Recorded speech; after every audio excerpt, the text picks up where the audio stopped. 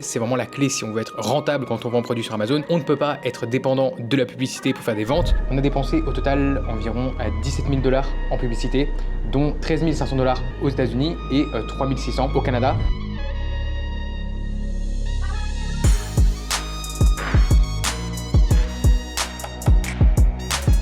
On peut voir qu'on fait le plus de ventes en Californie, à New York, au Texas, en Floride. On a pu conserver de bons écosses sur nos campagnes PPC après l'augmentation des budgets pubs.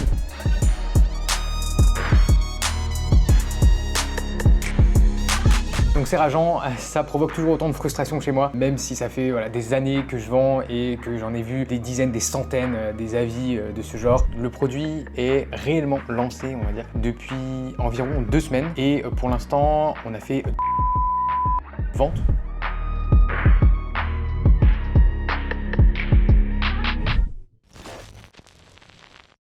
Ça y est, les premières unités sont enfin disponibles en Prime, donc tout est prêt pour le lancement, c'est parti. Et l'étape numéro 1, c'est évidemment de récupérer des avis le plus rapidement possible. Et comme je vous l'expliquais dans la dernière vidéo, la méthode qu'on utilise, la méthode principale, c'est le programme Vine aujourd'hui. On a nos petites méthodes pour maximiser, on va dire, le programme Vine. Ça demande un petit peu de manip sur le seller central, mais ça vaut largement la peine parce que ici, on pense récupérer quasiment 200 reviews dans les premières semaines, ce qui va nous permettre de faire un gros lancement. Ou en tout cas, ça va largement y contribuer parce que c'est quand même une niche assez costaud dans laquelle on se lance, avec pas mal de concurrents qui ont 1000, 2000, 3000 avis. Donc je vais lancer ça dès maintenant et ensuite il faudra attendre un petit peu. En général, les premiers avis des testeurs Vine arrivent environ sous une semaine. Donc je vous tiendrai au courant et dès qu'on a les premiers avis, on pourra enclencher la deuxième phase du lancement. Juste après avoir enclenché le programme Vine aux US, on a eu un petit problème sur le listing du produit.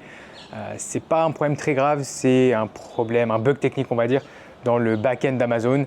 Ça vient de la catégorisation du produit. Donc le problème c'est que pour l'instant le listing est inactif. Donc ça forcément ça aide pas et ça rajoute une petite pression supplémentaire là, pendant le lancement. Donc ce qu'on fait, eh bien, on ouvre des cas auprès du super vendeur d'Amazon. Heureusement le super vendeur aux États-Unis est un petit peu plus compétent qu'en Europe. Ils font des efforts là-dessus. Donc voilà, on upload des fly files, on ouvre des cas. C'est pas la partie la plus intéressante, c'est pas le plus fun, je dois avouer. Mais normalement, on devrait réussir à régler le problème dans les prochains jours. Donc, je vous dirai et on croise les doigts.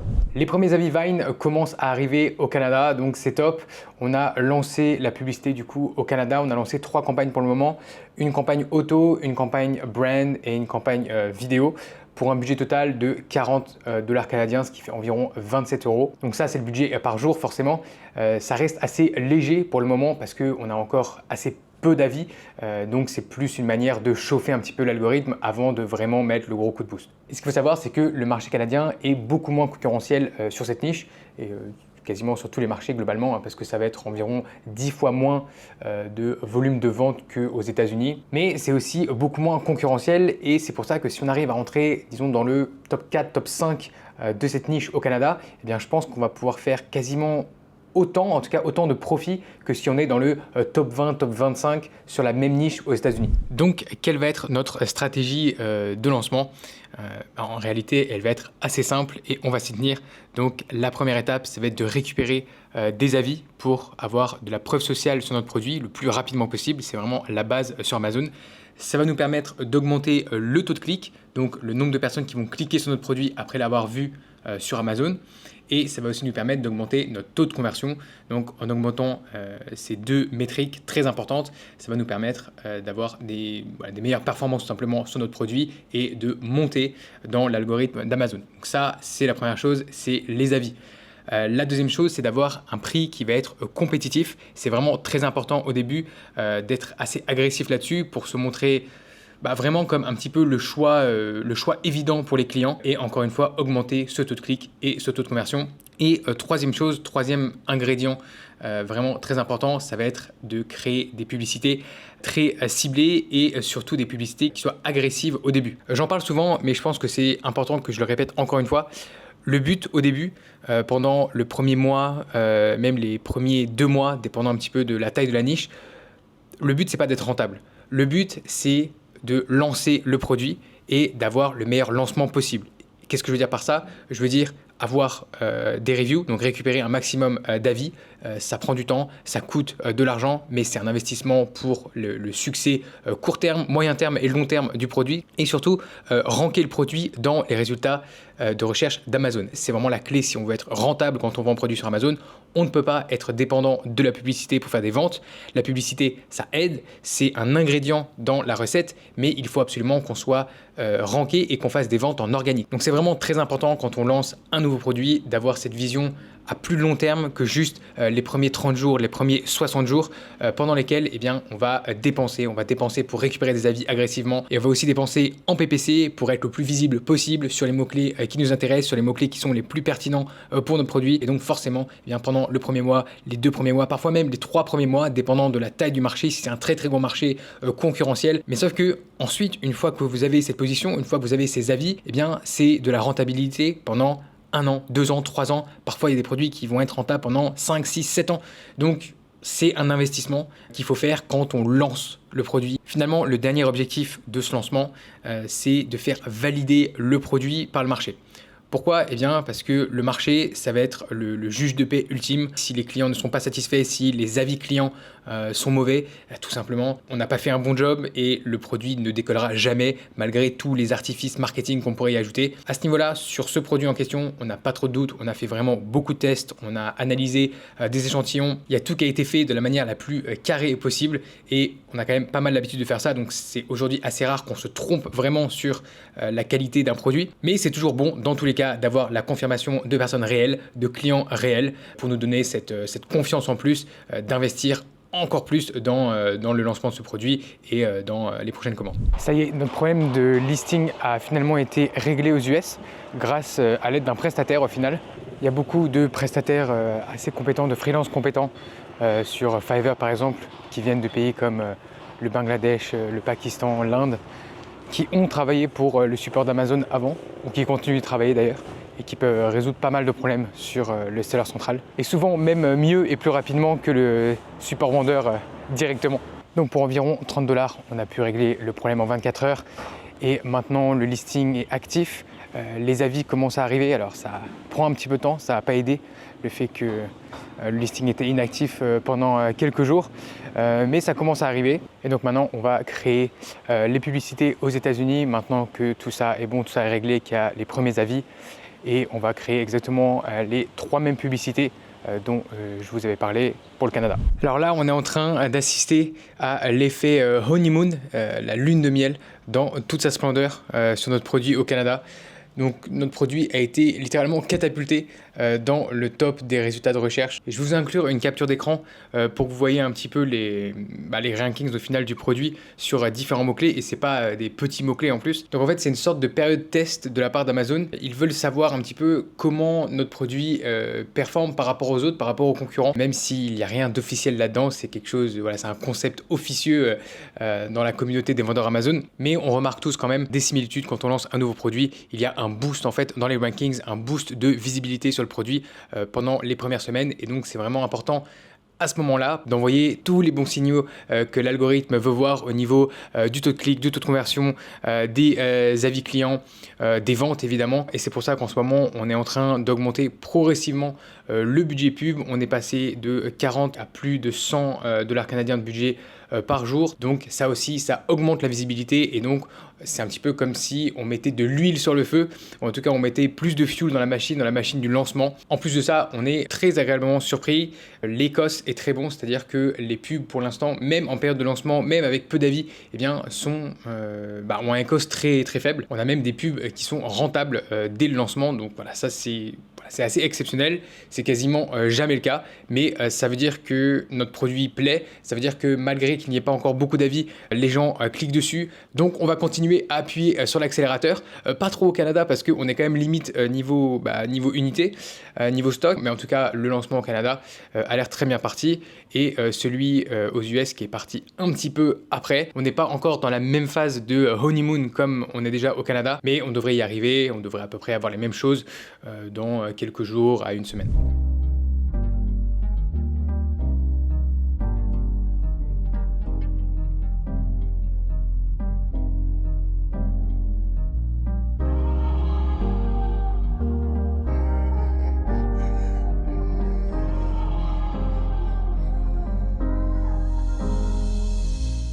Mauvaise surprise ce matin en vérifiant les avis sur Seller Central.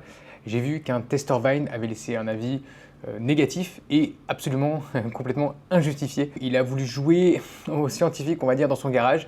Il a tout analysé en détail, il a complètement désossé, dépecé le produit. Puis il l'a remonté et là il constate que le produit ne marche pas, ne marche plus. Donc sa conclusion, c'est de la mauvaise qualité, c'est de la camelote et une étoile. Donc ce genre de choses, ça arrive rarement, mais ça arrive. Il y a toujours des grincheux, des gens aigris dans le lot, c'est comme ça. Pour l'instant, ça n'a pas de conséquences fatales dans le fond parce que les autres clients voient bien que ce genre de commentaire n'a ni queue ni tête et donc ils n'y prêtent pas vraiment attention. Mais ça a quand même fait passer la note de notre produit de 4.8 à 4.6, forcément parce qu'on n'a pas beaucoup d'avis. Alors un avis 1 étoile comme ça, ça vient vraiment plomber la note. Donc c'est rageant, ça provoque toujours autant de frustration chez moi, même si ça fait des années que je vends et que j'en ai vu des dizaines, des centaines des avis de ce genre. Alors pas forcément aussi extrême que celui-ci, mais des avis négatifs, des avis qui, je sais, sont injustifiés.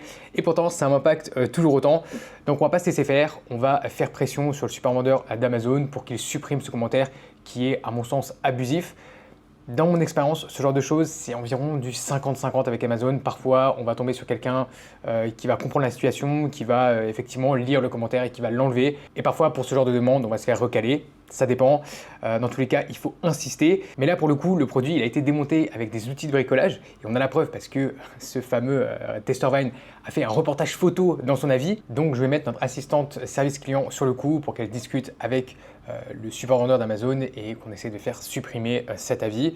Ça serait quand même mieux. Le fournisseur nous a indiqué hier qu'il faut qu'on confirme dès maintenant notre deuxième commande si on veut qu'elle parte avant le nouvel an chinois qui arrive assez tôt cette année. Le truc c'est que en raison des délais qu'on a eu avec la production pendant le Q4 qui avait un petit peu tout décalé du coup, on aurait dû avoir plus de marge et donc on aurait aussi eu plus de données à analyser pour prendre ces décisions et prendre une meilleure décision sans doute. Mais bon, c'est comme ça, c'est le business, il faut sans cesse s'adapter. Et sinon, même si c'est encore trop tôt pour tirer de vraies conclusions, les premiers retours qu'on a sont bons. Et donc du coup, on a revu un petit peu nos estimations de vente à la hausse et on a décidé de placer la deuxième commande directement. Donc on va commander 3000 unités pour les États-Unis et 1000 unités pour le Canada. Donc vous voyez que sur ce fichier, on traque les ventes par semaine, le stock par semaine et ça nous permet de faire des prévisions de stock, des prévisions aussi de cash flow. On arrive à estimer plus ou moins combien d'unités il va nous falloir. Et de toutes ces unités, il y en aura environ un quart qui seront envoyés par avion, évidemment le plus rapidement possible pour éviter la rupture de stock si on peut. Donc en plaçant cette deuxième commande si tôt et avec si peu de données, parce qu'on est contraint de le faire à cause du nouvel an chinois qui est vraiment mal placé là en plein milieu, il nous faudrait dans le fond 2-3 semaines de plus sans doute pour vraiment confirmer et avoir toutes les datas qu'on veut pour ensuite vraiment placer la deuxième commande avec sérénité et beaucoup de confiance. Donc on sait qu'en faisant ça, on prend quand même un risque, mais les premiers retours qu'on a sont bons, les premières réactions du marché sont bonnes aussi et on est assez confiant, assez serein sur la viabilité de ce produit. Mais c'est vrai qu'en général, on préfère avoir plus de données pour pouvoir prendre une décision plus éduquée, on va dire une meilleure décision. Et c'est ce que je recommande aussi en général. Le but étant d'éviter de recommander beaucoup d'unités d'un produit qui soit ne fonctionne pas, ne plaît pas au client ou dans un marché qui au final n'a pas le potentiel escompté.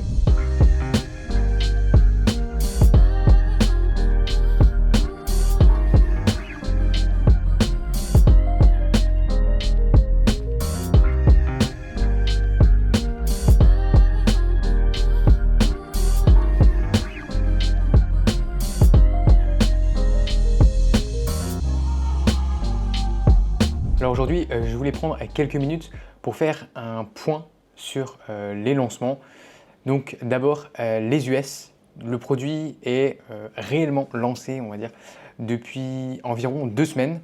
Et pour l'instant, on a fait 262 ventes, on a eu 262 commandes pour 7074 $ de vente. Je voulais aussi vous montrer plusieurs graphiques assez intéressants à mon avis. Alors déjà au niveau du BSR, donc du Sales Rank du produit dans le catalogue d'Amazon, c'est exactement ce qu'on veut voir en période de lancement, c'est-à-dire qu'on a un beau graphique qui descend, le BSR qui diminue petit à petit au fur et à mesure qu'on fait plus de ventes et qu'on rank le produit. Et justement, au niveau du ranking, eh bien, pour l'instant, il est plutôt bon. Le produit, même si ça fait pas longtemps qu'on l'a lancé, il commence à bien ranker sur pas mal de mots-clés. Certains mots-clés qui ont quand même de gros volumes de recherche. Donc ça, c'est top. On va continuer de traquer nos rankings assidûment. Normalement, le BSR va continuer de baisser et les rankings vont continuer de s'améliorer. Niveau publicité maintenant, là aussi, c'est assez intéressant. Donc ce qu'on fait, c'est qu'on augmente le budget pub petit à petit. On a commencé avec environ 50 à 60 $ par jour. On est passé à 100 $ par jour, 150, 200. Donc on fait vraiment ça de manière progressive pour donner le temps à l'algorithme d'Amazon, à l'algorithme Ads d'Amazon de s'adapter, de ne pas passer en 2 jours de 50 $ par jour à 500 $ par jour. Il y a moyen que le budget pub ne soit pas dépensé de la manière la plus efficace. Et aussi pour nous, ça nous permet de voir l'évolution justement du BSR et des rankings, comment ils réagissent quand on augmente la publicité. Et aussi avant de réellement lâcher les chevaux au niveau de la pub, eh bien, il nous faut encore plus d'avis et qu'on construise encore un petit peu la preuve sociale sur notre listing. Donc au total, on a dépensé 2156 $ en publicité pour ce produit aux US. Et aujourd'hui, on vient de faire une première grosse optimisation, on va dire, des campagnes et on a augmenté le budget. On l'a passé à 250 $ par jour. L'objectif, c'est d'atteindre 500 $ par jour de dépenses publicitaires et de maintenir un TACoS, c'est-à-dire un ECOS réel, la part des publicités dans les ventes totales pour ce produit. C'est de maintenir ce TACoS autour de 30%. Pour l'instant, on a 30% de TACoS, ce qui est vraiment pas mal pour un lancement aux US dans une niche concurrentielle. Donc on a des plutôt bons ECOS sur certaines campagnes. C'est pour ça qu'on commence en tout cas à optimiser un petit peu tout ça. Mais globalement, pour ce lancement aux US, pour le moment, on est plutôt content. Les ventes sont sur une bonne tendance haussière. Après, c'est assez logique parce qu'on augmente la pub progressivement et on récupère aussi plus d'avis tous les jours. Donc actuellement, on vend environ 30 unités par jour de ce produit et on a un total de 41 avis donc synchronisés entre US et Canada. Donc c'est pas mal, surtout pour un début, mais c'est à mettre en perspective avec les ventes de notre concurrent direct. Alors forcément, c'est un concurrent qui a beaucoup d'avis, qui est là depuis longtemps, qui a un gros historique de vente, donc on va pas faire les mêmes ventes que ce concurrent dès le début, ça serait déraisonnable. Mais juste pour vous montrer, ce concurrent fait environ 300 ventes par jour sur un produit très similaire. Donc clairement, il y a de la marge pour progresser. On a encore de la croissance à aller chercher, même si là, aujourd'hui, on ne peut pas vendre 300 unités par jour parce qu'on aurait un gros problème de stock en l'espace d'une semaine. Donc tout ça pour vous dire que c'est toujours important de mettre les choses en perspective. Oui, certes, on a un concurrent direct qui fait 300 ventes par jour, c'est-à-dire x10 par rapport au volume qu'on fait aujourd'hui, mais on n'a pas non plus besoin d'être nécessairement le numéro 1 incontesté dans une niche pour faire des chiffres intéressants. À notre rythme actuel de 30 unités par jour, on se situe environ à 24 000 $ par mois sur ce produit. Donc ça reste tout à fait raisonnable sur un lancement. Et maintenant, point rapide sur le lancement au Canada. Donc au Canada, tout se passe très bien, même je dirais un petit peu trop. On risque d'être en rupture de stock avant la réception de la nouvelle expédition par avion. Donc au Canada, pour vous donner un récapitulatif, on a fait 286 ventes, ce qui représente 7 259 $. Alors c'est des dollars américains parce que Sellerboard fait directement la conversion en US dollars dans le dashboard Amérique du Nord. Et donc vous remarquerez que c'est plus de ventes, plus de commandes qu'aux États-Unis, ce qui est surprenant, mais je vais vous expliquer pourquoi. Une bonne nouvelle aussi au Canada, c'est qu'on a réussi finalement à faire supprimer l'avis Vine dont je vous avais parlé. Le super vendeur a été à l'écoute et donc ça fait plaisir. Donc ça, c'est top. La note est repassée du coup à 4,7 et on continue de récupérer des avis clients vraiment de manière assez constante. On a une majorité d'avis clients qui sont excellents, qui sont des 5 étoiles, les gens sont très satisfaits du produit, donc ça c'est top. On a quelques avis aussi à 4 étoiles, ce qui fait que la note n'est pas de 5, mais seulement de 4,7. Il n'y a pas vraiment de gros défaut qui est mentionné, mais c'est plutôt, bon bah oui c'est un très bon produit, mais rien ne mérite 20 sur 20. Vous voyez un petit peu le genre, style prof de français au collège. Donc la première raison pour la surperformance, on va dire, du Canada par rapport aux US, c'est déjà le simple fait qu'il y a moins de concurrence. On a ranké très rapidement au Canada, je vais vous mettre à l'écran quelques graphiques et donc forcément on a commencé à faire des ventes organiques plus rapidement et on a même commencé à ranker sur des gros mots-clés au Canada plus rapidement que ce qu'on pensait, donc voilà, ça c'était une bonne surprise on va dire. La deuxième raison, c'est qu'il y a eu quelques jours de décalage entre les US où on a eu le problème sur le listing. Et donc on a commencé le lancement au Canada un petit peu plus tôt, on a commencé la pub plus tôt au Canada et donc il y a quelques jours de décalage. Finalement concernant la publicité au Canada, on a dépensé 1130 $ et on a un TACoS qui est excellent de 15,57%. C'est même rarissime sur un lancement. Donc ça, c'est une très bonne surprise aussi. et forcément c'est dû aussi au fait qu'on a bien ranké rapidement et donc on a une grosse part de nos ventes qui sont organiques, en plus d'avoir de bons échos sur nos campagnes publicitaires. Donc voilà pour ces premières impressions du lancement. Pour le moment, tout se passe bien, c'est environ ce qu'on avait anticipé, voire même un petit peu mieux, donc ça, voilà, c'est top.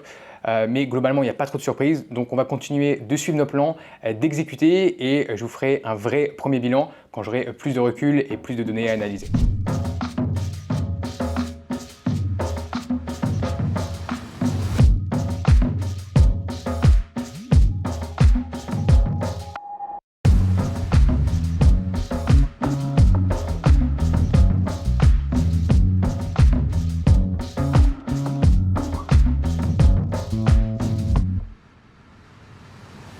Ça fait maintenant 1 mois et demi que les produits ont été lancés environ et donc c'est le moment de faire un nouveau point, un point un petit peu plus complet.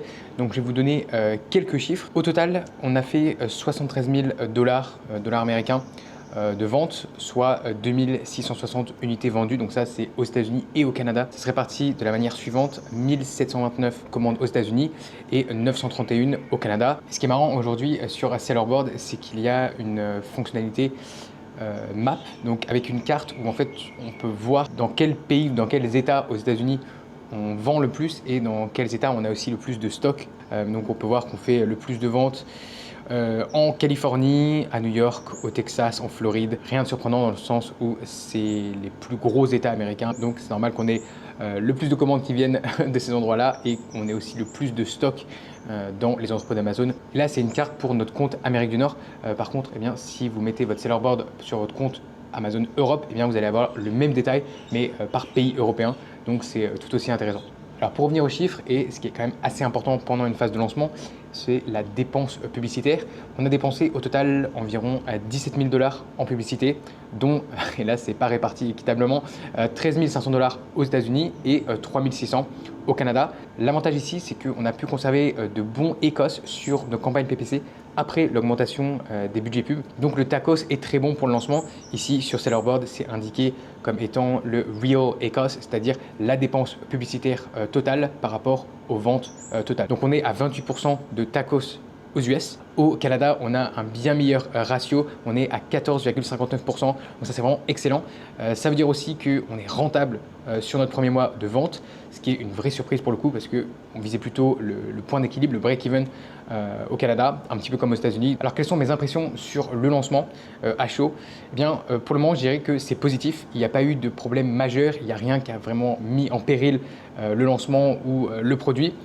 On s'est tenu à notre stratégie et pour l'instant, ça a payé malgré les quelques incidents qu'on a eu avec le problème de listing aux États-Unis, avec l'avis abusif qu'on a eu. Globalement, par rapport à ce qu'on avait anticipé, par rapport à nos attentes, les ventes ont surpassé ce qu'on avait prévu, surtout au Canada, mais même aux États-Unis. Et très important, les retours des clients sont vraiment très bons. Donc on maintient une note de 4,7, ce qui est une très bonne note dans la niche, avec 112 avis pour le moment. Donc on espère que ça va continuer. Et deux autres aspects ultra importants. Le premier, c'est le super taux de conversion qu'on a sur notre listing. On pensait qu'on allait avoir un bon taux de conversion, mais là aussi, on est surpris en bien. On est autour de 19% aux États-Unis, c'est-à-dire que sur 100 personnes qui voient la page produit, qui ont cliqué sur le produit, il y en a 19 qui repartent avec le produit, qui achètent le produit. Donc ça, c'est top. Et on est à 15% au Canada, ce qui est aussi très très bon. Donc ça, c'est la preuve que le produit plaît et que le listing cible aussi les bons attributs produits, les bons bénéfices et que tout simplement, ça convertit très très bien. Deuxième chose, et c'est sans doute le plus important pendant un lancement, on a réussi à très bien ranker nos produits grâce aux différentes stratégies qu'on a eues en place. Au Canada, on a réussi à ranker dans le top 10 sur 18 mots-clés pour un volume de plus de 51 000 recherches par mois. Et aux États-Unis, on a réussi à être dans le top 10 sur 6 mots-clés qui totalisent environ 15 000 recherches par mois. Donc bien moins que Canada, on est d'accord. On est encore plus dépendant de la publicité aux États-Unis que ce qu'on l'est au Canada. Toujours est-il que le lancement est bon et le ranking est bon, surtout que c'est des rankings sur des mots-clés qui sont très pertinents pour notre produit et sur lesquels on fait des ventes. Donc globalement, je dirais que le lancement est un succès et que la mission qu'on avait est remplie. Maintenant, il va falloir qu'on calcule la rentabilité exacte du lancement. On va attendre encore un petit peu pour faire ça. En général, ce qu'on fait, c'est un point vraiment focus lancement après un mois. Donc une sorte de checkpoint pour s'assurer que tout va bien et on utilise les metrics que je viens de vous donner. Et ensuite on fait un point tous les mois pour suivre l'évolution de la rentabilité et s'assurer que ça va dans le bon sens. Donc pour l'instant tous les voyants sont au vert. Je vous ferai un récap plus complet vraiment sur tout le lancement en reprenant un petit peu toutes les datas, combien on a investi au total, combien on a généré de profit et je vous ferai une analyse du lancement à froid une fois que ça sera terminé, ce qu'on a bien réussi à gérer, les quelques erreurs, les quelques choses qu'on aurait pu mieux faire et puis je vous partagerai aussi les stratégies pour la suite de ce produit. Donc à très vite dans une prochaine vidéo et on se voit dans le prochain épisode.